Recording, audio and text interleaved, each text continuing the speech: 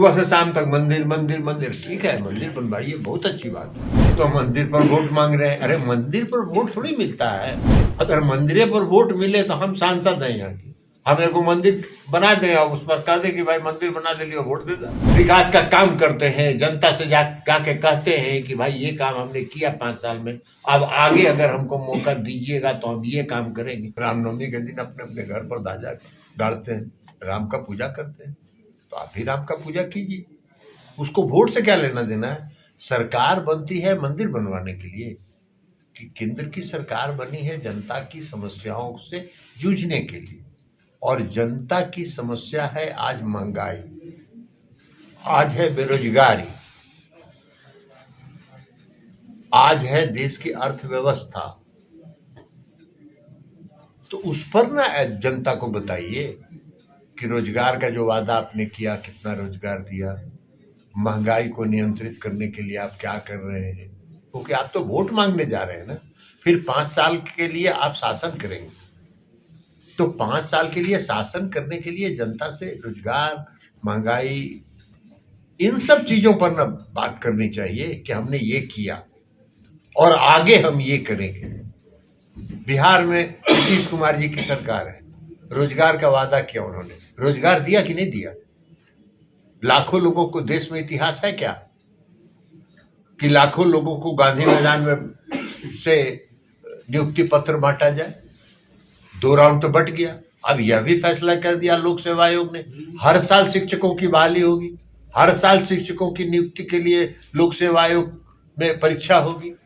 तो रोजगार का तो ये मतलब होता है ना। तो आप भी बताइएगा ना कि रोजगार के लिए आपने क्या किया। आप ये बताइएगा ना कि भाई जो देश का निजीकरण आपने किया, हवाई अड्डा, रेलवे स्टेशन, पोर्ट, बंदरगाह, सब आपने निजी हाथों में दे दिया।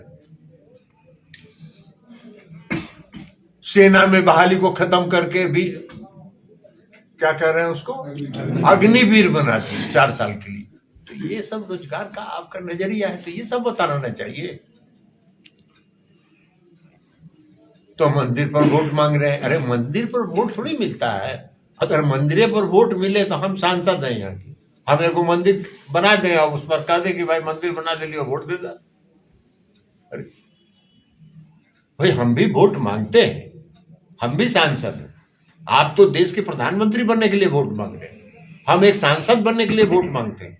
तो हम रोड बनवाते हैं, सड़क बनवाते हैं, बिजली लगवाते हैं, नली बनवाते हैं, गली बनवाते हैं, विकास का काम करते हैं, जनता से जाके कहते हैं कि भाई ये काम हमने किया 5 साल में, अब आगे अगर हमको मौका दीजिएगा तो हम ये काम करेंगे। तो ये ना तरीका है वोट मांगने का जी, प्रजातंत्र में। और क्या है, सुबह से शाम तक मंदिर मंदिर मंदिर। ठीक है, मंदिर बनवाइए, बहुत अच्छी बात है, कोई उसका विरोध नहीं कर रहा। सर्वधर्म, इस देश में सभी धर्मों का सम्मान होना चाहिए, इसलिए कि इसके संविधान में लिखा हुआ है। लेकिन आप इस तरह का प्रचार करके समाज में धार्मिक उन्माद फैलाते हैं, भावना भड़काने का प्रयास करते हैं और भावना भड़का के वोट लेना चाहते हैं। तो ये भावना भड़का के वोट पर कितना चलेगा। 10 साल तो चल लिए। तो इसलिए ये मुद्दा नहीं है, मुद्दा है देश की समस्या, और उस देश की समस्या पर इस देश के प्रधानमंत्री, अब देश का प्रधानमंत्री, देश का गृह मंत्री, संसद में हमला होता है, 2 लोग घुसते हैं और देश का प्रधानमंत्री और गृह मंत्री पूरे विपक्ष की मांग कि सदन में आके बताइए, उसी सदन के सदस्य हैं ना दोनों, उस सदन में आना उनको मंजूर नहीं है, वो सदन में नहीं जाते हैं। लेकिन बनारस से, गुजरात से अपनी बात करते हैं, सदन में जाएंगे तो वहां तो सवाल पूछेगा कि भाई कैसे घुसा, भाजपा का जो एमपी था उसके अनुशंसा पर घुसा, भाजपा ने क्या कार्रवाई किया उस पर, तो ये सब सवाल का जवाब तो दे नहीं सकते। तो जो विद्यार्थी परीक्षा में पढ़ता नहीं है, तैयारी नहीं करता है, वो क्या करेगा, परीक्षा का बहिष्कार कर देता है, परीक्षा देने ही नहीं जाता है। तो वही हाल है।